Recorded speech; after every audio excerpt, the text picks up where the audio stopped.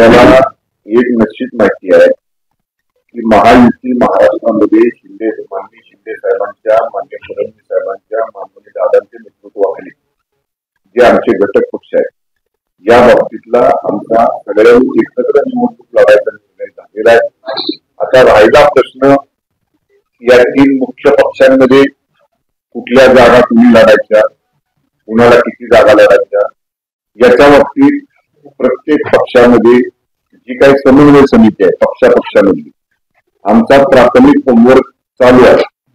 आता सगळ्याच गोष्टी काय उघड काय चर्चा झाली, कुठल्या जागेवर झाली ही माध्यमांसमोर सांगायची नसते। त्यामुळे आम्ही आमची आता शिवसेनेचं म्हणाल तर आमच्या अनुषंगाने आम्ही गेल्या वेळी 2019च्या निवडणुकीला धनुष्यबाण चिन्हावर किती जागा लढलो त्याची आकडेवारी आमच्याकडे आहे। आज त्या मतदारसंघातली शिवसेनेची परिस्थिती काय आहे याचं सगळं अवलोकन आम्ही केलेलं आहे। आम्ही आमचा होमवर्क पूर्ण करत आणलेला आहे आणि तो माननीय मुख्य नेते आणि आमचे प्रमुख नेते माननीय एकनाथ शिंदे साहेबांच्या समोर आम्ही ठेवू आणि मग शिंदे साहेब, फडणवीस साहेब, दादाजी बसून ठरवतील ना कुठल्या जागा कुणी लढवायच्या, ज्या जागा शिवसेनेच्या वाट्याला येतील तिथं उमेदवार कोण असावा याचा निर्णय शिंदे साहेब घेतील। लवकरच यातला निर्णय होईल। साधारणतः मागच्या 18 जागा लढवल्या होत्या, 22 जागा लढवल्या होत्या, यावेळेस किती जागा मिळाल्या पाहिजे किंवा आतापर्यंत चर्चा झाली आहे त्यामुळे काय वाटतं? मी एवढंच आपल्याला सांगतो, मागच्या वेळी आम्ही 22 जागा लढलो, 18 जागा जिंकलो। आम्ही आजही त्या 22 जागांवरती थांबवतो। ज्या जागा 2019ला शिवसेना पक्षाने धनुष्यबाण चिन्हावर लढल्या होत्या त्या जागा याही निवडणुकीमध्ये शिवसेनेला मिळाल्या धनुष्यबाण चिन्हावर लढण्यासाठी।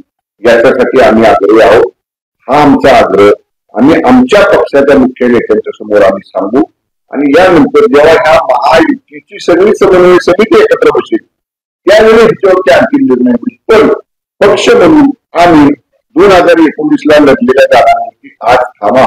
पण तर त्याच ठिकाणी भाजप सुद्धा निवडणुकीची तयारी करत आहे। दक्षिण मुंबई, रत्नागिरी, सिंधुदुर्ग या जागेसाठी गोव्याचे मुख्यमंत्री म्हणाले की नो कॉम्प्रोमाइज।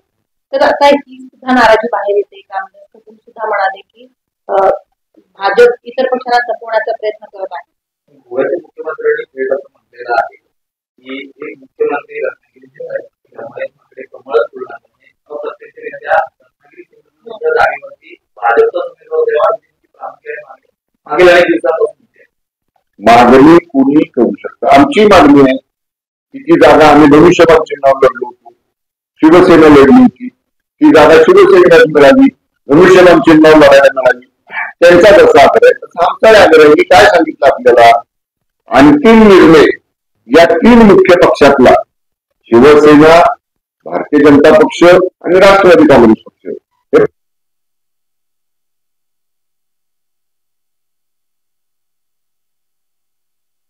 आग्रही भूमिका मानणार। अंतिम निर्णय महाराष्ट्रात कोण घेणार आहे? माननीय शिंदे साहेब, फडणवीस साहेब आणि दादा हे तिघ जण बसून ठरवतील ना। आम्ही पहिल्या दिवशीपासून सांगतोय हे आमचे तीन नेते जो फॉर्म्युला ठरवतील, संख्येचा ठरवतील, जागेचा ठरवतील, त्या बाबतीत हे तिघ जण जो निर्णय घेतील तो आमच्या तिन्ही पक्षांना मान्य असेल।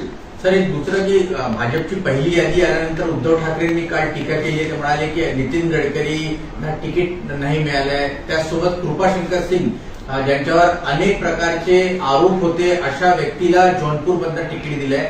या संदर्भात तुमची काय प्रतिक्रिया? भारतीय जनता पक्षामध्ये कुणी कुणाला उमेदवारी द्यावी हा त्या पक्षाच्या मोठ्या नेत्यांचा अधिकार आहे। त्यांच्या पक्षामध्ये डोकावून बघायची दुसऱ्या पक्षाच्या नेत्यांना काय आवश्यकता आहे? तुम्ही तुमचं बघा ना म्हणावं। तुमच्या पक्षामध्ये तुम्ही 48 पैकी किती जागा लढणार? आता बघा ते सांगतायत गडकरी साहेबांना अजून तिकीट जाहीर झालं नाही आणि अमुक माणसांना जाहीर झालं। अहो, एका गोष्टीचा माध्यमांनी पण विचार करा। आम्ही काल बघितलं लोकसभेच्या जागांची चर्चा करण्यासाठी नाना पटोले आणि जितेंद्र आव्हाड उद्धव ठाकरे साहेबांना भेटायला गेले। अहो, याच्यापूर्वी जो पक्षाचा केंद्रातला मोठा नेता असायचा म्हणजे जेव्हा महायुती होती तेव्हा मग अडवाणी साहेब असतील किंवा केंद्रातले दिल्लीतले जे राष्ट्रीय अध्यक्ष असतील ते यायचे मातोश्रीवर चर्चा करायला जागा वाटपाची. आता कोण जातंय? नाना पटोले आणि जितेंद्र आव्हाड. म्हणजे बघा, जे दिल्लीचं मोठं नेतृत्व महायुती असताना, शिवसेना, भारतीय जनता पक्ष, वंदनीय बाळासाहेब ठाकरे साहेब असताना दिल्लीचे मोठे नेते यायचे मातोश्रीवर चर्चा करायला. आता नाना पटोलेंच्या सारखे आणि जितेंद्र आव्हाडांच्या सारखे राज्यातले नेते जातात ह्यांच्याशी चर्चा करायला. म्हणजे आता ह्यांनी स्वतःचा विचार केला पाहिजे की आपण कुठं आहोत, आपल्याशी चर्चा करायला कुणाला पाठवलं जातंय हे पहिलं बघा, ह्याचं पहिलं उत्तर द्या. आणि मग राष्ट्रीय पक्ष जो आहे, माननीय अमित शाह साहेबांच्या नेतृत्वाखाली, जे.पी. नड्डा साहेबांच्या नेतृत्वाखाली आणि माननीय पंतप्रधान नरेंद्र मोदी साहेबांच्या नेतृत्वाखाली जो भारतीय जनता पक्ष महायुती म्हणून 400 पार या जागा जिंकायसाठी आता तयारीला लागलाय, त्यांच्या बाबतीत ज्यांच्याशी अशा पद्धतीनं जे काही राज्यातले नेते फक्त येतात बोलायला, यांनी स्वतःचा विचार करा आणि मग मोठ्या पक्षांबद्दल बोला. ज्या पद्धतीने महायुती ही 400 पारच्या घोषणा देते, तर दुसरीकडे त्यावरती उद्धव ठाकरे म्हणतायत की अबकी बार भाजप तडीपान, याकडे आपण कसं पाहता? किती माणसं समोर असताना भाषण केलं ते पण जरा दाखवा ना. ज्या माननीय नरेंद्र मोदी साहेबांच्या लाखाच्या सभा होतात आणि लोक माननीय मोदी साहेबांना ऐकण्यासाठी, त्यांचे विचार ऐकण्यासाठी मोठ्या संख्येने जमतात, अशा नेत्यांच्या बद्दल कुठंतरी मर्यादित लोकांच्या समोर बोलायचं आणि कुणाला तरी तडीपार करा म्हणायचं किंवा सत्तेतनं बाहेर काढा म्हणायचं, हे करायसाठी ऑनलाईन फेसबुक लाईव्ह राहून चालत नाही. त्याच्यासाठी गावात जावं लागतं, खेड्यात जावं लागतं, पाड्यात जावं लागतं, वाडीवर जावं लागतं, वस्तीवर जावं लागतं. आदेश सोडून नुसतं जमत नाही, त्याच्यासाठी मेहनत करावी लागते, त्याच्यासाठी कष्ट करावे लागतात. जी मेहनत, जे कष्ट आज देशामध्ये माननीय मोदी साहेब करतायत. आज 18 तास काम करणारा नेता म्हणून माननीय मोदी साहेबांकडे बघितलं जातं, ज्यांची जागतिक कीर्ती आज संपूर्ण जगभर अनेक मोठ्या मोठ्या प्रगत, विकसनशील, आर्थिकदृष्ट्या सक्षम असणाऱ्या देशांनी मोदी साहेबांचं कौतुक केलेलं आहे. अशा जागतिक कीर्तीच्या नेत्याबद्दल अशा पद्धतीनं आम्ही त्यांना तडीपार करू सत्तेतनं, हे कुणी म्हणावं? ज्यांच्याबरोबर आता 10-15 आमदार राहिलेत, ज्यांच्याबरोबर 2-4 खासदार राहिलेत, ज्यांच्याबरोबर आता लोकमतच राहिलेलं नाही, ज्यांना स्वतः लोकांनी नाकारलेलं आहे, त्यांनी एवढ्या मोठ्या नेत्यांबद्दल बोलणं योग्य नाही. दुसरीकडे असीम सरोदे यांनी धाराशिव येथे आपल्या आमदारांवर तर गंभीर आरोप केलेले आहेत. ज्यावेळी गुवाहाटीला आपण सगळे होतात त्यावेळी काही आमदारांनी दारूच्या नशेत काही महिलांचा, एअर होस्टेसचा विनयभंग केलेला आहे, तर काही आमदारांना मारहाण देखील त्या ठिकाणी करण्यात आली, असा गंभीर आरोप असीम सरोदे यांनी काल धाराशिवमध्ये केलेला आहे. त्यांना कदाचित रात्री स्वप्न पडलं असेल आदल्या दिवशी असलं काहीतरी. 2 वर्षांनी जागे झाले काय? असीम सरोदे वकील आहेत ना, त्यांना कायदा नियम कळतो ना. मग समजा असं काही घडलं असं ते म्हणतायत, म्हणजे काहीतरी रमवून सांगतायत, त्यावेळी झोपला होता का तुम्ही म्हणावं? जेव्हा आम्ही गुवाहाटीमध्ये होतो आणि गुवाहाटीवरनं परत येऊन आता 2 वर्ष झाली, 2 वर्षानं जाग आली काय? हे रचलेलं आहे, सगळं रचलेलं आहे. रचून हे आमच्या लोकांना बदनाम करायचं षडयंत्र आहे. वकिलीची सनद घेतलेल्या एवढ्या सुशिक्षित शिकलेल्या वकिलांनी अशा पद्धतीचं 2 वर्षापूर्वी जा ना म्हणा, गुवाहाटीमध्ये जा, तिथं तक्रार करा, तिथल्या अधिकाऱ्यांना भेटा, त्या हॉटेलला भेटा, जा ना म्हणा, खात्री करा. अहो असं काही घडलंच नाही, आम्ही तिथं साक्षीदार आहोत. केवळ आम्हाला बदनाम करायचं, ज्यांना आमची प्रगती बघवत नाही, शिंदे साहेबांच्या नेतृत्वाखाली राज्यात चाललेला विकास बघवत नाही, आमची इमेज डॅमेज करायसाठी जाणीवपूर्वक रचलेलं हे षडयंत्र आहे. सर्वोच्च न्यायालयाने एक महत्वपूर्ण निकाल दिलेला आहे. सभागृहात मतदान करण्यासाठी लाच घेऊन खासदार किंवा आमदार खटल्यातून सुटू शकत नाही, असा सर्वोच्च न्यायालयाने निर्णय. कुठल्या बाबतीत? खटले जे कधी निकाल दिला मला माहित नाही, मला बघावं लागेल जजमेंट काय आहे ते. कारण माननीय सर्वोच्च न्यायालयाच्या निकालाच्या बाबतीत जोपर्यंत निकालाची प्रत हातात येत नाही, त्याच्यामध्ये वर्डिंग काय आहे, शब्दरचना काय आहे, हे पूर्ण वाचून समजून घेतल्याशिवाय त्याच्यावर भाष्य करणं योग्य नाही. सर, मतदान तोंडावरती आले, निवडणुका तोंडावर आलेल्या आहेत आणि निवडणुकांपूर्वीच भाजपकडून निवडणुकीसाठी 3 महिन्यातील राज्यातील 90% हेलिकॉप्टर्स जे आहेत बुक करण्यात आलेले आहेत, त्यावर कसं पाहतो? प्रत्येक पक्षाची तयारी असते. ज्यांना पुढचा विचार आहे, ज्यांना कमी वेळेमध्ये जास्त लोकांपर्यंत पोहोचायचं आहे, ज्यांचं नियोजन व्यवस्थित असतं, इलेक्शन प्लॅनिंग ज्याला आपण म्हणतो, ते ज्या पक्षाचं योग्य असतं त्या पक्षाला अशा पूर्वतयारीची आवश्यकता असते. त्यामुळे यात काही वेगळं नाही. निवडणुकीच्या पूर्वतयारीचा तो एक भाग आहे. Okay, thank you. सर, काल आरती मातंग समाजाच्या आरतीची आपण स्थापना म्हणजे एकूणच घोषणा केलेली आहे मुख्यमंत्र्यांच्या माध्यमातून. नेमकं ही कशा पद्धतीने लाभदायक ठरणार आहे? काय आहे, गेल्या एक वर्षभरापूर्वी आझाद मैदानावरती महाराष्ट्रातल्या सकल मातंग समाजाचा एक मोठा मोर्चा आलेला होता. त्यावेळी अधिवेशन चालू होतं आणि माननीय मुख्यमंत्री एकनाथजी शिंदे साहेबांनी त्यांच्या वतीनं मला त्या मोर्चाला भेटण्यासाठी आझाद मैदानावर पाठवलं. मी त्याला भेटलो आणि अधिवेशन संपल्यानंतर माननीय मुख्यमंत्र्यांच्या अध्यक्षतेखाली सकल मातंग समाजाच्या अनेक दिवसाच्या ज्या प्रलंबित मागण्या होत्या त्या संदर्भामध्ये एक बैठक झाली आणि त्या बैठकीमध्ये माननीय मुख्यमंत्री महोदयांनी काही आदेश दिले, काही निर्णय घेतले. त्या निर्णयांची अंमलबजावणी करण्याची जबाबदारी मंत्री म्हणून माननीय मुख्यमंत्री महोदयांनी माझ्याकडे सोपवली.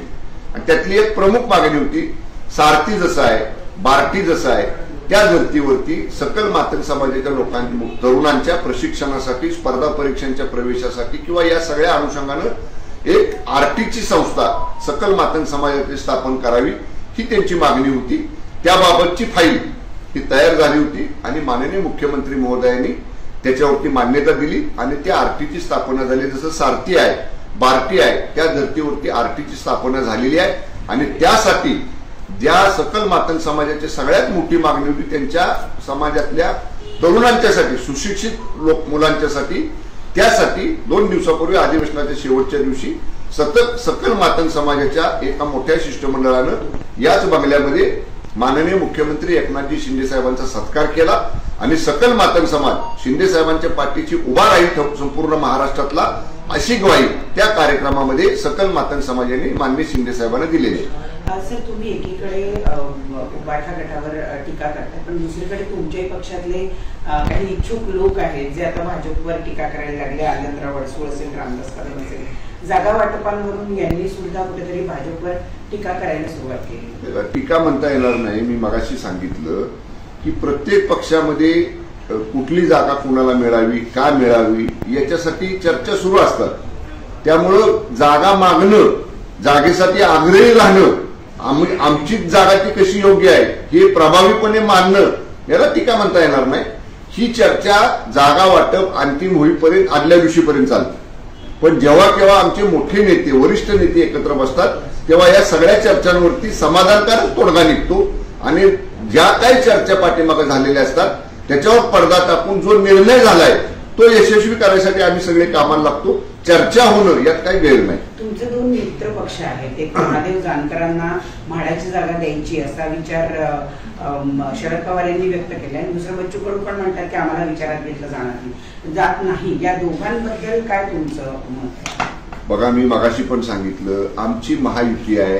त्या महायुतीमध्ये 3 प्रमुख पक्ष आहेत, शिवसेना, भारतीय जनता पक्ष आणि राष्ट्रवादी काँग्रेस पक्ष. इतर 8-9 आमचे इतर सहयोगी मित्र पक्ष आहेत. जेव्हा राज्याच्या समन्वय समितीची महायुती म्हणून बैठक बसते तेव्हा या सगळ्या समन्वय समितीमध्ये असणाऱ्या महायुतीतल्या सगळ्या घटक पक्षांना चर्चेला बोलवलं जातं, त्यांच्याशी चर्चा केली जाते आणि त्यांच्याबरोबर विचार विनिमय करून त्यांच्याशी चर्चा करूनच निर्णय घेतला जातो. त्यामुळे कोणालाही बाजूला ठेवले, कोणालाही डावलले, कोणालाही विश्वासात घेतलं नाही असं होणार नाही. सगळ्यांना विश्वासात घेऊन माननीय शिंदे साहेब, फडणवीस साहेब आणि दादा पुढे जातील. पहिलं मराठी संपूया, मराठी संपून टाकू. पहिला मराठी खतम करेल. सर, एनसीडीसी मार्फत आता राज्य सरकारकडनं पुन्हा एकदा नव्याने आर्थिक अडचणीत असलेल्या साखर कारखान्यांना मदत मिळवून देण्यासाठी योजना आखलेली आहे. खरं तर त्याच्यामध्ये 10 ते 15 साखर कारखान्यांचा समावेश आहे, परंतु सत्ताधारी पक्षातल्या अनेक साखर कारखान्यांना सरकारकडनं मर्जीतले लोन दिले जातात आणि त्यांचं भाग भांडवल खेळवलं जातं असं विरोधकांकडनं आरोप केला जातो. काय सांगतात आपण? सगळ्यात प्रथम एनसीडीसीची योजना समजून घ्या. एनसीडीसीची योजना काय आहे? ज्या सहकारी संस्था आहेत, साखर कारखाने असतील, सूतगिरण्या असतील, यांना आर्थिक मदत करणं, आर्थिक मदत म्हणजे त्याला लोन देणं. आता एनसीडीसी एनसीडीसीला प्रस्ताव पाठवताना एनसीडीसीचं काय म्हणणं असतं की राज्य सरकारच्या सहकार विभागानं, राज्य सरकारच्या वित्त विभागानं जो तुम्ही प्रस्ताव पाठवताय तो तुम्ही तपासून घ्या, त्याची फिजिबिलिटी बघा, परतफेड करण्याची क्षमता बघा आणि या सगळ्या निकषामध्ये जे बसणार आहे ते प्रस्ताव आमच्याकडे पाठवा. आता एनसीडीसीकडे आम्ही प्रस्ताव सगळे तपासून पाठवल्यानंतर सुद्धा केंद्रातल्या एनसीडीसीची वेगळी यंत्रणा आहे, ते वेगळ्या पद्धतीने त्याची स्क्रुटिनी करतात. फिजिबल म्हणजे फायनान्शियल फिजिबिलिटी बघतात, त्यांचं प्रॉपर्टी किती आहे ते बघतात. हे सगळं बघून घेतलेला निर्णय आहे. आता याला सुद्धा जर तुम्ही म्हणाल की राजकीय आहे, असं नाही ना. ज्यांचे त्या निकषामध्ये प्रस्ताव बसले ते प्रस्ताव आम्ही शिफारस करून पाठवले.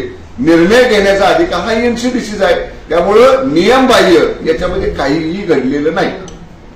आता घ्या सर, सवाल ये कि सीटों का बंटवारा आप लोगों के बीच में अब तक नहीं हो पाया और ये कहा जा रहा है कि आप लोग पिछली बार जितनी सीटों पर लड़े थे 2019 में उतनी सीटें आपको चाहिए. देखिए 2019 में जो पार्लियामेंट के इलेक्शंस हुए वहां भी हमारी महायुति थी, वहां भी शिवसेना और भारतीय जनता पक्ष साथ में लड़े थे. शिवसेना हमारा यही अभी भी कहना है कि 219 में जितने जगह पे शिवसेना धनुष्यबाण के चिन्ह पर लड़ी थी उतनी जगह पे हम आज भी हमारी मांग रखे हुए हैं और वो मांग हमारी पूरी हो जाए इसके लिए हमारा पूरा होमवर्क चल रहा है. वो पूरे कॉन्स्टिट्यूंसी का डाटा हमारे पास है, हमारी पार्टी का जो वहां पे स्ट्रक्चर है, हमारे पार्टी वर्कर्स का वहां पे जो कहना है, ये सबका इंटरनल स्टडी, इंटरनल हमारा डिस्कशन पार्टी के अंतर्गत चल रहा है. और हम पिछले साल जो पिछले चुनाव में 219 के चुनाव में जितने सीटों पर शिवसेना धनुष्यबाण चिन्ह पर लड़ी थी उतने जगह पर लड़ने के लिए आज भी हमारी मांग है. सर फॉर्मूला क्या क्या है, क्योंकि अगर पेज कहाँ फंसे, क्योंकि काफी समय हो गया धीरे धीरे जिस तरह से बीजेपी ने अपनी पहले जारी कर दी, तो पेज कहाँ फंस रहा, कितनी सीटें को लेकर कुछ भी पेज नहीं है. मैंने बार बार कहा हर पार्टी का अपना इंटरनल डिस्कशन, इंटरनल होमवर्क चालू है. हम हमारे नेता के सामने वो रखेंगे और इस महाराष्ट्र के बारे में 48 सीट्स का जो भी सीट का बंटवारा है वो माननीय शिंदे साहब, माननीय फडणवीस साहब और माननीय अजित दादा जी, हमारे जो इतर सहयोगी पक्ष है उनके नेताओं को साथ में लेके ये लोग निर्णय करेंगे. निर्णय समाधानकारक होगा और 48 सीट्स में से 45 सीट्स माननीय मोदी साहब को तीसरी बार प्रधानमंत्री करने के लिए 45 सीट्स महाराष्ट्र से हम लोग चुन के लाएंगे. सर क्या इंतजार किया जा रहा है कि पहले एमवी अपनी तरफ से सीट शेयरिंग का खुलासा करे उसके बाद आप लोग अपने तख्ते खोलेंगे? अरे ये तो राजकीय बात है ना, पॉलिटिक्स का ये तो अपना अपना स्ट्रेटेजी होता है हर पक्ष का. तो ये तो अभी हम नहीं बता सकते, लेकिन मैं इतना ही कह सकता हूँ हमारा स्टडी चालू है, हमारे इसके ऊपर होमवर्क चालू है हमारे पार्टी के अंतर्गत. और हमारा जो फाइनल इसके ऊपर का जो हमारा पार्टी के नेताओं का कहना है वो हमारे मुख्य नेता शिंदे साहब के सामने जल्द ही हम लोग रखेंगे. सर वही उद्धव ठाकरे ने नया नारा दिया जिस प्रकार से बीजेपी का नारा था 400 पार, वही उद्धव ठाकरे कहा है बीजेपी तड़ी पार. किस बैंक पर? अरे ऐसा नारा देने के लिए लोगों में जाना पड़ता है, गांव खेड़ा में जाना पड़ता है, वाड़ी बस्ती पर जाना पड़ता है, वार्ड में जाके लोगों को अपनी बात रखनी पड़ती है. फेसबुक लाइव या खाली घर में बैठ के आदेश दे के ऐसा काम नहीं चलता है. वो आदेश देने का अधिकार सिर्फ वंदनीय हिंदू हृदय सम्राट शिवसेना बाला साहब ठाकरे साहब को था. वो आदेश देते थे और हम सब शिवसैनिक वो आदेश का पालन करने के लिए काम करते थे. लेकिन अभी जो नेता कह रहे हैं वो घर में बैठ के ऐसी बातें करते हैं. अगर उनको ऐसा कुछ करना है तो 2-3 साल पहले से उन्होंने काम करना चाहिए था. गांव में, जिले में, तालुका में दौरा करना चाहिए था. ये लोग कभी कभार ऐसे आते हैं सामने, एक आध दूसरा सभा करते हैं और निकल जाते हैं.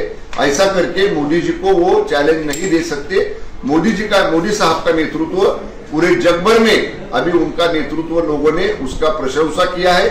और हिंदुस्तान में भी, भारत देश में भी अभी मोदी साहब को तीसरी बार प्रधानमंत्री बनाने के लिए भारतवर्ष के जनमानस ने अपना मन बना चुका है.